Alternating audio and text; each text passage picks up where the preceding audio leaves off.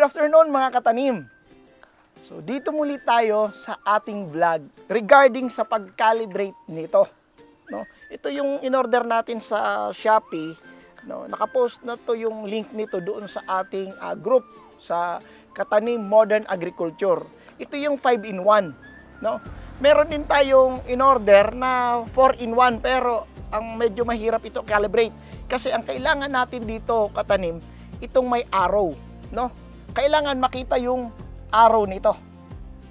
Itong up and down para sa calibration. Okay? Now mga katanim, ituturo ko dito kung paano nga ba ang pag-calibrate using your solution, yung KISS nutrient solution, no? Pero ito yung mga pros and cons nito mga katanim, no? Pero bago yan, ito yung mga kasama niya, calibration solution. Paano nga ba ang pag-calibrate ng pH? Okay. Ang kailangan nyo lang sa pag-calibrate ng pH mga katanim ay yung 4 at saka itong 6.86, yung red at saka green. Ano po? Pero itong blue, hindi na to need. Bakit? Ang range lang naman natin, ang kailangan ay within this 4 at saka 6.86 na kailangan natin. Kaya yun lang ang i-calibrate natin. Pero ibang topic na ito mga katanim.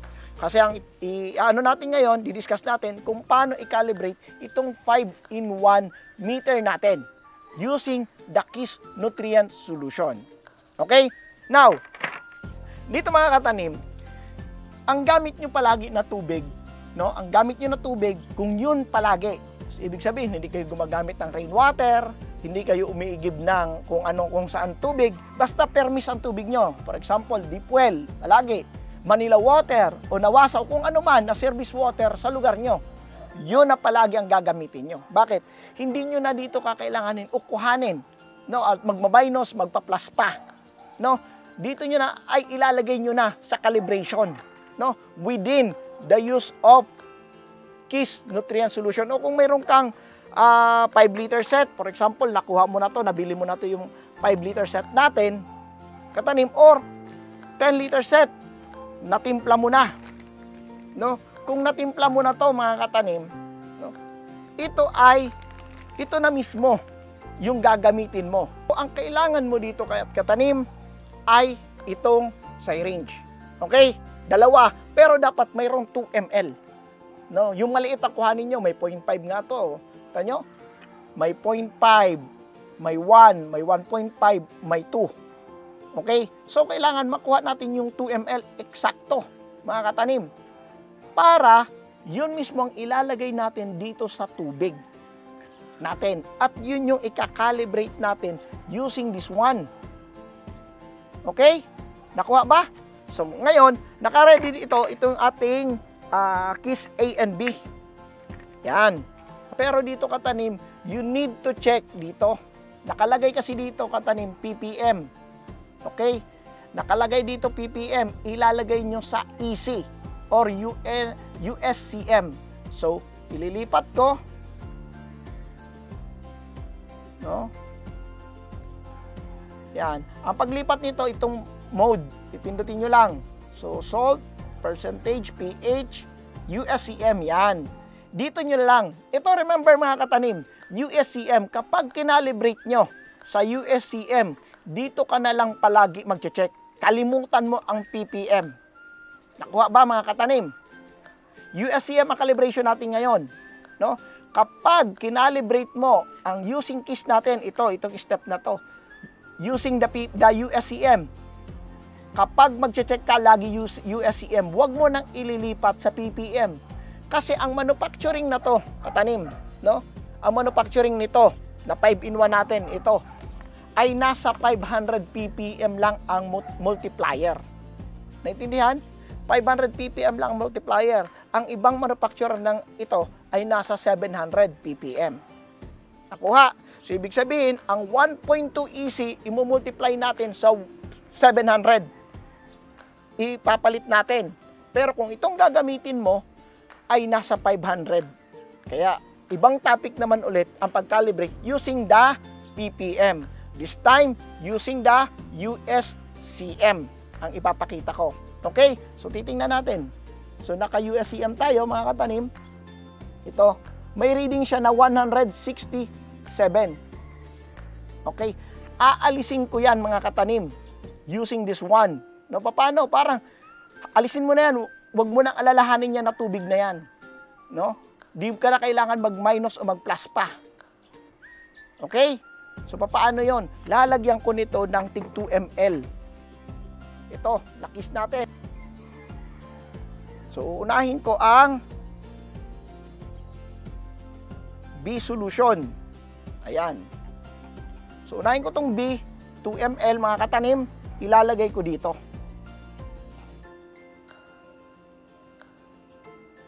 Okay? Haluin ko lang ng konti. Ayan. Ngayon, i-check natin kung ilan ang inakyat. Kanina, 167. Ngayon, 878. 890. Okay? Hindi ko nakikita eh. Yan. Sabihin natin. 800 ano na. Okay? Kanina, 100 lang, USCM. So, ito ay 0.8 doon sa EC. Kung yung kanina 160, no, nasa 0.1 yon katanim. 0.1 EC. Ito ngayon, nasa 0.8 na. Okay, ngayon lalagyan natin ulit. Again mga katanim, dalawa ang kailangan mo. Yung ginamit mo kanina, hindi mo na kailangan gamitin ulit. Para dito lang yan sa isa. So gagamit ka ulit ng bago. No, ito, para kumuha naman ako nitong A. 2 ml ulit. So ito mga katanim, itong A ng kiss natin, 2 ml, ilalagay ko dito. Okay? Ayan. Ngayon, i-check natin ilan na ba ang USCM. Haluin natin ng konti. Huwag nyo lang, katanim, ingatan na tumama ito palagi. No? Ingatan na tumama ito. Bakit? Baka masira itong bulb. Yan ha. At saka linisin palagi ito. No? Linisin palagi. Paano paglinis? Brush lang, yung soft brush. Okay? Then, anong sabon na pwede gamitin? Yung mild soap na ginagamit ng mga babae. Ayan. Okay, now, ilan ang USCM? 1.7 na. Okay? 1.8. Okay, so ibig sabihin, nandun ka na sa range. Anong sabi ko katanim sa ano natin, sa range natin dito? Kapag gumamit ka para sa lettuce, dapat 1.2 hanggang 1.6. Okay? This time, ika-calibrate natin, ilalagay na lang natin para sa 1.4 na lang, nandun ka sa mid-range. Okay? Pero ito, mga katanim, be mindful na itong calibration mo, pag nag-result siya ng 1.4 dito, mga katanim, ay para yan sa lettuce. So, magdadagdag ka para sa leafy, o yung mga herbs natin, at saka para naman doon sa mga fruit bearing natin. Yan, no? So, iba naman yon. So, ngayon, tatandaan mo, kung ilalagay mo to sa 1.2, dapat 1,200. Pag ilalagay mo to sa 1.4, dapat 1,400. Ngayon, paano yung fruit bearing ko katanim? Dapat nasa 2.0 upon transplant. So, dapat 2,000 yan. Okay? So, ngayon, kakalibrate natin. Okay? So, ngayon, kakalibrate natin to. So, 1.7, ilalagay ko na lang ito sa 1.4. Kasi dapat ang ma-receive mo nito, kapag linagay mo yung KISS A and B, ay 1.2 hanggang 1.6. Ilalagay ko sa 1.4. Paano pag-calibrate? Okay? Yan. Paano pag-calibrate nito? Pailawin natin para makita. Yan.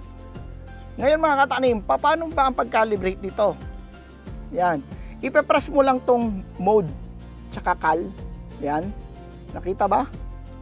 Hindi ko nabasa. Yan. Okay. Press and hold habang nakasawsaw ha. Lipat ko muna sa USCM ha. Dapat nasa USCM kayo mga katanim ha. Then hold. Then release. Mga 5 seconds lang. Susulat itong cal.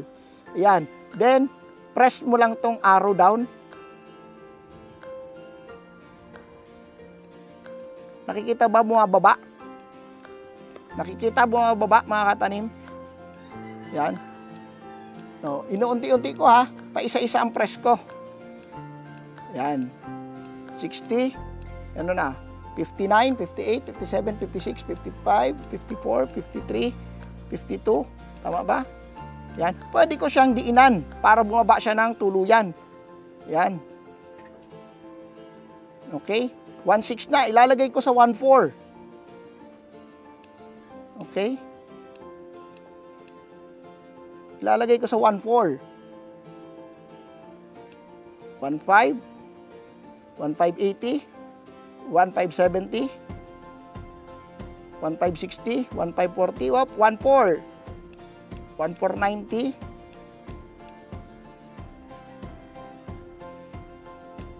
1.4, yan. Okay, 40, konti na lang katanim. Yan.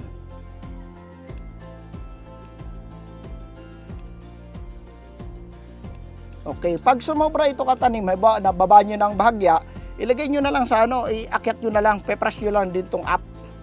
Okay, 1.410.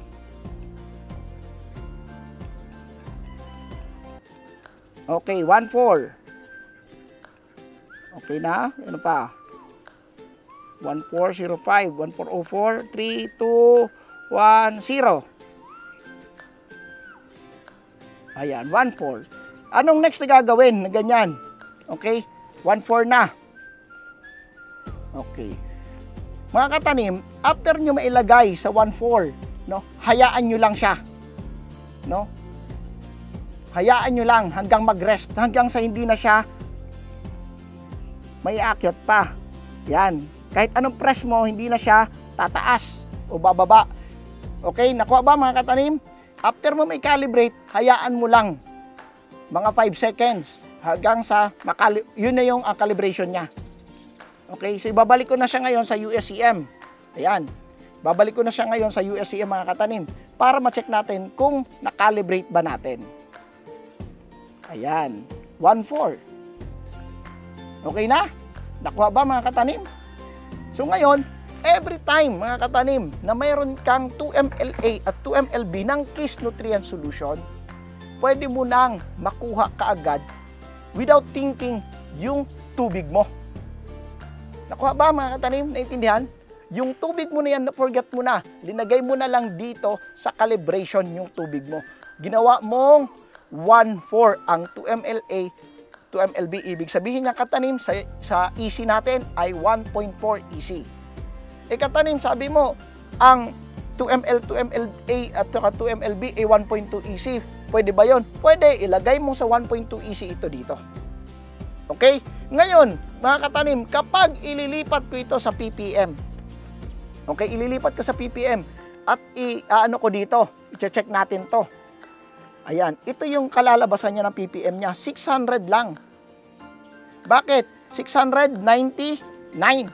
Nakuha ba? Nakikita? Ayan, nakikita mga katanim? 699, bakit? Kasi ang multiplier nito, kanina sinabi ko na kaagad, ang multiplier nito ay 500 lang. So, ibig sabihin, yung 1.4 EC natin multiply by 500. Nakuha. Kaya nga, katanim, sinabi ko na kaagad kanina pa na wag nyo nang i-check ang ppm. Ano na lang kayo, stick na lang kayo doon sa USCM. Okay? Now, para rin kayong naka-blue lab nito. So, dapat ito mga katanim ay 1.4 EC din pala ang makuha ko nito. Gamit itong aking blue lab. Diba? Ang iilaw nito ay na dito sa 1.4 dapat. Ito ang umilaw niyan kapag sinawsaw ko to. Nakuha ba? So ngayon, tingnan natin. Oh. 1.2 ang umilaw, mga katanim. Sa 2mLA, 2mLB, 1.2 EC. Dapat 1.2 ang calibration lang nito, mga katanim. Hindi sa 1.4. Nakuha ba? So, ibig sabihin, ang calibration nito, ng ano natin, nito para maging tugma tayo dito sa Blue Lab na sinasabi ko, na 2mLA at 2mLB ay 1.2 EC. Nakuha ba? 1.2 EC, oh. So, dapat ito ay 1.2 EC. Okay? So, ngayon, kakalibrate natin sa 1.2 EC without thinking of your EC of your water. Okay? So, ngayon, pupunta ulit ako doon sa USCM. Ayan. So, dito ulit ako sa USCM. Pag sinawsaw ko to dito, 1.4. 1.3, something. Okay? Ngayon, lipat natin sa USCM. Okay. Dapat babantayan nyo yan, hindi lilipat ha. Then hold. 5, 4, 3, 2, 1. Release. Susulat cal. Okay? Then mag-register siya, 1.7 ulit. Babalik siya doon kung saan ang mismong calibration nito. Nasa 1.7 siya. Mga katanim, ibababa ulit natin hanggang sa 1.2.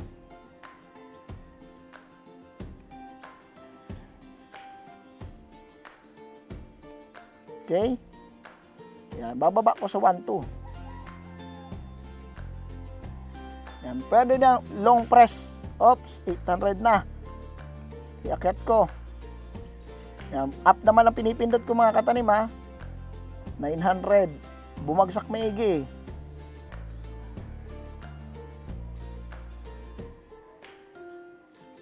One na. Oops, 62. 70. 80,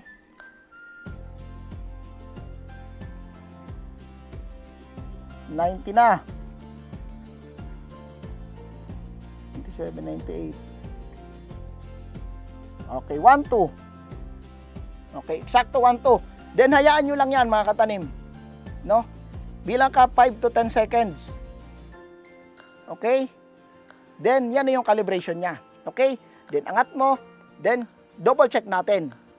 Ayan. 1198. Okay? Pwede mong itama ulit. Itaas mo ng bahagya. Paano? Calibrate ka ulit. No? Lagay mo sa USCM, then press cal. Hold 5 seconds. Okay, then release. Susulat ang cal. Then press up. Oh, 1.7 na ulit. Bumalik sa 1.7. Oh, lalagay natin kunyari sa 1.230. Oh, umakyat na ng konti. Oh, sumobra na, 900 na. Lagay natin 1.230. Kaya 1.210 na lang. Nasa na? Tumaas na sobra. No? 1.8. 1.210 na lang. Oops, 1.1.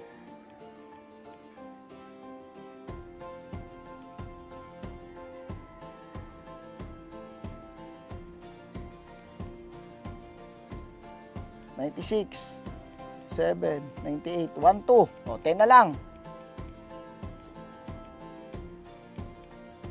Okay. Then, hayaan nyo yan. 5 to 10 seconds. So, every time ipipress nyo ang cal, mga katanim, babalik siya doon sa major calibration. Yung 1,700 na register niya dito. Okay? So, now, may 1 to 10 ka. Okay? I-off natin. Okay, in-off ko. Ngayon, titingnan natin kung talagang 1 to 10 pa rin ang register niya dito. Okay? O, yan. O, 1 to 10. Nakuha mga katanim, ganyan ang pag-calibrate lang using the key solution. Ngayon, so alam nyo na, kapag nagtunaw ka mga katanim ng 10-liter set or 5-liter set natin, i-calibrate nyo na lang sa gusto nyo. Ito ay isang simpleng, kumbaga guide, paano i-calibrate. Di ba? Napakasimple na lang. So, hindi mo na isipin, magma-minus pa ba ako, magpa-plus pa. Diba? Ilagay nyo na lang sa kada 2 ml ko dito, 1.2 makukuha ko. Without thinking kung anong ginamit ko na tubig. Pero be sure, mga katanim, na yun palagi ang tubig na gagamitin mo. Okay? Nakuha ba? Ayan, no? Pero, kung ako sa inyo mga katanim, di ba may tubig kayo kanina? I-check nyo yun, i-record nyo na lang yun. No? Isipin nyo palagi na hanggang yun ang tubig nyo. Kasi later on, i-check nyo ang tubig nyo, ba, nagbago na pala. Diba? Kasi from time to time, baka naging polluted ang water, diba? O kaya, minsan, nasira yung tubo, diba? Medyo putik na yung hindi natin alam.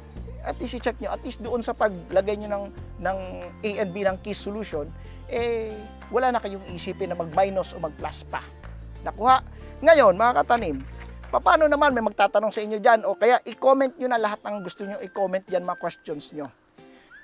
Kapag gumamit ka nito mga katanim at kinalibrate mo na sa USCM, wag na wag mong gagamitin ito at ililipat mo sa PPM. Wag mong gagawin yan, masisira ang buhay mo. Bakit? Kinalibrate mo ang USCM Okay? Hindi ka nag-calibrate doon sa ppm. Paano katanim kung kakalibrate ko sa ppm ito katanim? Ililipat mo sa ppm at doon mo ikakalibrate. Nakuha? Pero ito na 5-in-1, nung kinakalibrate ko ang ppm nito katanim, hindi mo siya makikita as ppm dito. No? Makakalibrate mo to. Ililipat ko kunyari sa ppm to mga katanim. Ayan, naka ppm na. Ang ppm natin, multiplier, sinabi ko kanina, 500. Ikakalibrate ko, pag pernes ko ang cal nito mga katanim. Pag pernes ko yung cal, lilipat ulit ito sa USCM. So ngayon, itatansya mo tuloy ngayon ang USCM versus dito sa 500 multiplier. Di ba? Ganun yan. So ngayon, ito mga katanim nga pala, no? Ipapamigay ko to. Ipapamigay ko. Meron pa ako ditong 4-in-1, kaso hindi ko nga makalibrate itong isa. Yan, hindi ko makalibrate kasi nga wala siyang arrow up, walang arrow down. Pero meron siya nito. So, magche-check pa ako nito o mag-iikot pa. No? Yan, mag-iikot pa ako nito. Saan ba? Pati nga ako, di ko na mabuksan. Ayan, no? Ang calibration nito, again, mayroon din naman siya, ayan, may battery, no? Kung makikita nyo to katanim, mayroon siyang iikutan dito. Pag binuksan mo to, mayroon siya dito. Ayan, mayroon sa tornilyo. Now, dyan mo siya ikakalibrate, napakahirap nito. Samantala, itong ganito, no? Napakadali lang. Okay? At saka, accurate ang makukuha mo kapag kinalibrate mo using the KISS Nutrient Solution. So ngayon mga katanim, ano pang inaantay nyo? Mag-KISS na, no? Para lablab yan. At ito, papamigay ko to na nakalibrate natin. Sa 1.2 ito, na nakalibrate natin sa 1.2 EC. Yung 1,200 USCM is 1.2 EC. Ipapamigay natin to mga katanim. No? Ayan. So, i-share nyo lang ito mga katanim na video. And then pipili ako doon sa pagpapadalhan natin ito. Ayan, no, gamitin yung hashtag na Katanim Modern Agriculture para pag search ko noon makikita ko yung nito, no? So, yung instruction, hashtag Katanim Modern Agriculture, hashtag KISS Nutsol. Pag ginanap ko yon, automatic pipili ako doon para pagpadalhan nito. Okay? So, ibibigay ko rin to mga katanim kasi meron akong ginagamit itong ating tawag nito, Tranchon. So yun, no, available sa Shopee at Lazada itong mga KISS natin, no. At saka itong product natin na bagong iron, mga katanim. Itong iron natin na 10 liters iron, no. Mas na to, mas cheaper ito mga katanim kumpara doon sa 4 liters natin. No, kung yung budget nyo ay para sa 1 liter lang, mga katanim, meron tayo dito 500 pesos lang, no. 5 liters na. Okay? Ito 5 liters na ang magagawa nyo nito. Okay, ang instruction nito mga katanim, kapag meron ka nito, no, KISS Nutsol, di ba? KISS Nutsol kasama yung ating calcium nitrate. Okay, ito, meron na tayong KISS Plus. Okay, itong KISS Plus, ihalo nyo lang tong katanim iron with micronutrients dito sa B solution. Ito magkakasama tong tatlo. Okay? Magkakasama tong tatlo. Ganon din sa 10 liters. Yung 10 liters natin mga katanim, itong KISS natin na 10 liter set, meron na rin siyang 10 liters na iron. Ihalo na siya dito kasama yung ating magnesium sulfate. Ayan. Okay? So ito na yon. KISS Plus, 10 liters. May magtatanong ulit, katanim, pwede ba yan i-separate para A and B pa rin? With iron naman yung isa, no? With C, kumbaga A and B, may C ka na. Pwede, di ba? Kasi A and B and C, pwede naman yon, di ba? Paano naman? Tatakal ka dito, takal ka sa C. Kasi equal amount dapat. Pero kung ito, na KISS Plus, itong ating iron with micronutrients, ihalo mo sa B, dalawang takal ka lang ulit. Kung anong takal mo dito sa A, yun ang takal mo dito sa B, may kasama ng iron. Napakadali ng trabaho, di ba? At hindi ka malilimot na magtakal pa ng another bote. Okay ba yon? So, love yan. So, mga katanim, salamat sa inyong suporta.